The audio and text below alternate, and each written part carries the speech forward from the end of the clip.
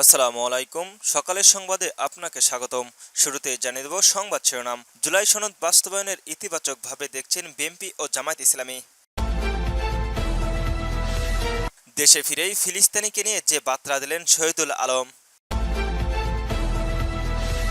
Peer নয়, বিদ্যমান নির্বাচন পদ্ধতিতেই আস্থা রাখতে চায় বিএনপি, বললেন ডাক্তার জাহিদ আলম। সর্বশেষ জানিয়ে দেব ২৪-এর গণ অভ্যুত্থানের চেতনাকে হাইজ্যাক করার চেষ্টা চলছে, বললেন মামুনুল হক। শুনছিলেন সংবাদ শিরোনাম, এবার বিস্তারিত। জুলাই সনদ বাস্তবায়নের ইতিবাচকভাবে দেখছে বিএনপি ও জামাত। দীর্ঘ অপেক্ষার পর অবশেষে ১৫ অক্টোবর স্বাক্ষর হতে যাচ্ছে ঐতিহাসিক জুলাই সনদ।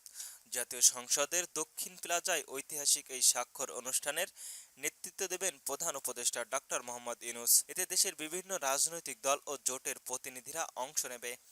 স্বাক্ষর হতে যাওয়া জুলাই সনদকে ইতিবাচকভাবে দেখছে বিএনপি ও জামায়াতে ইসলামী। দল দুটোর অভ্যুত্থান স্থান পরবর্তীতে বাংলাদেশের মানুষের বহুল কাঙ্ক্ষিত জুলাই সনদ। তারা আশাবাদী জুলাই সনদ নিয়ে একটি ইতিবাচক রাজনৈতিক সমঝোতা হবে। ঐক্যমতের ভিত্তিতে সব দল এতে স্বাক্ষর করবে। এদিকে জাতীয় নাগরিক পার্টির এনসিপি বলেছেন, জুলাই সনদ বাস্তবায়নের পদ্ধতি বিষয়ে কমিশনের প্রস্তাব ও নোট অব ডিসেন্ট বিষয়ে সমন্বয়ের পরে তারা স্বাক্ষরের বিষয়ে ভাববে। তবে একটি সূত্র জানিয়েছে, ইতিমধ্যে ঐক্যমত কমিশনের কাছে ৩০টি রাজনৈতিক দল সনদে স্বাক্ষরের জন্য ২টো করে নাম পাঠিয়েছে। রাজনৈতিক দলগুলোর একাধিক শীর্ষ নেতারা জানিয়েছেন, সনদ বাস্তবায়ন গণভোট দিয়ে ঐক্যমত থাকলেও গণভোটের ভিত্তি, সময় ও পদ্ধতি নিয়ে রাজনৈতিক মতবিরোধ রয়েছে।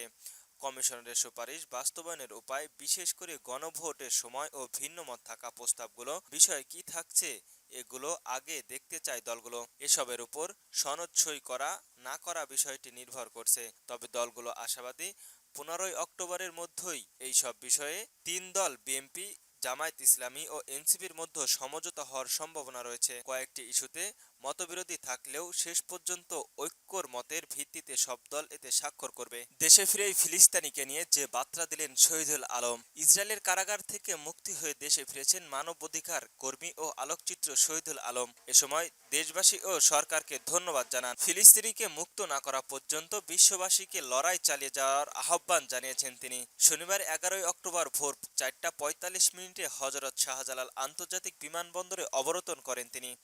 শহীদুল আলম বলেন, এখনও গাজা মুক্ত হয়নি, সেখানে অনেক আক্রমণ চলছে।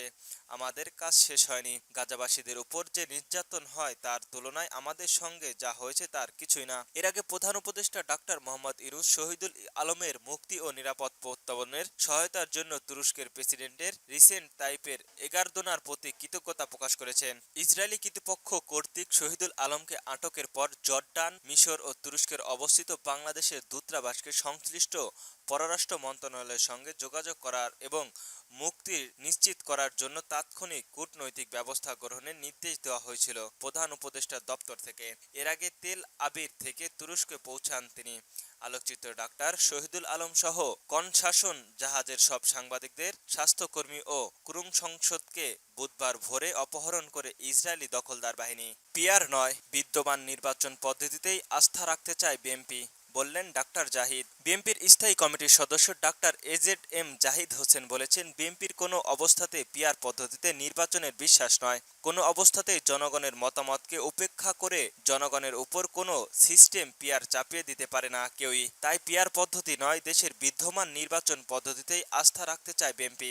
শুক্রবার সন্ধ্যায় রংপুর শিল্পকলা একাডেমির মিলায়নের সদ্য প্রত্যয়ন জেলা বিএনপির সদস্য সচিব আনিসুর রহমান লুকুর স্মরণের শোকসভায় শেষে সাংবাদিকদের সঙ্গে আলাপকালে ডাক্তার এজেড জাহিদ হোসেন পিয়ার পদ্ধতি নিয়ে একথা বলেন। তিনি আরও বলেন, পিয়ার পদ্ধতির কথা বলে নির্বাচনের বিলম্বিত করতে চান তাদের আহ্বান জানায় জাতীয় সংসদ নির্বাচিত হয়ে পরবর্তীতে পিয়ার পদ্ধতিতে নির্বাচনের ব্যবস্থা চালু করবেন, তার আগে নয়। বিএনপির এই নেতা আরও বলেন, প্রধান উপদেষ্টার প্রতিশ্রুতি জাতীয় সংসদ নির্বাচনে আগামী ফেব্রুয়ারির মধ্যেই অনুষ্ঠিত হবে।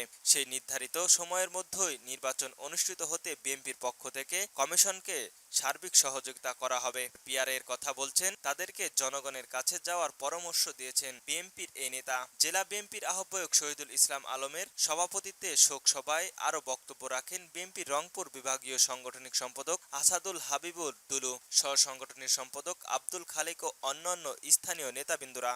চব্বিশের গণ অভ্যুত্থানকে চেতনাকে হাইজ্যাক করার চেষ্টা চলছে বললেন মামুনুল হক। বাংলাদেশ খেলাফত মজলিসের আমিনুল হক বলেছেন, ৭১-এর মুক্তিযোদ্ধার চেতনাকে যেভাবে ৭২-এর বাকশালী সংবিধানের মাধ্যমে ছিনতাই করা হয়েছিল, সেভাবে ২৪-এর গণ অভ্যুত্থানের চেতনাকেও হাইজ্যাক করার চেষ্টা চলছে। পরিষ্কার ভাষায় বলতে চাই, ২০২৪ সালের জুলাই বিপ্লবীদের চেতনাকে যদি কেউ বাইপাস করে আগামী বাংলার রাজনীতির গতিপথ নির্ধারণ করতে চায়, তাহলে রাজপথে যুদ্ধ হবে। শুক্রবার সন্ধ্যায় নারায়ণগঞ্জের শহরের ডিআইজি চত্বরে জেলা মহানগর বাংলাদেশ খেলাফত মজলিসের উদ্যোগে আয়োজিত গণসমাবেশের প্রধান অতিথির বক্তব্যে তিনি এসব কথা বলেন। বাংলাদেশ খেলাফত মজলিসের নারায়ণগঞ্জের মহানগর সভাপতি মাওলানা মামুনুর রশিদের সভাপতিত্বে এ সময় উপস্থিত ছিলেন খেলাফত মজলিসের মহাসচিব মাওলানা জালাল উদ্দিন আহমেদ, যুগ্ম মহাসচিব মাওলানা আতাউর আমিন ও মাওলানা তোজাফেল হোসেন প্রমুখ।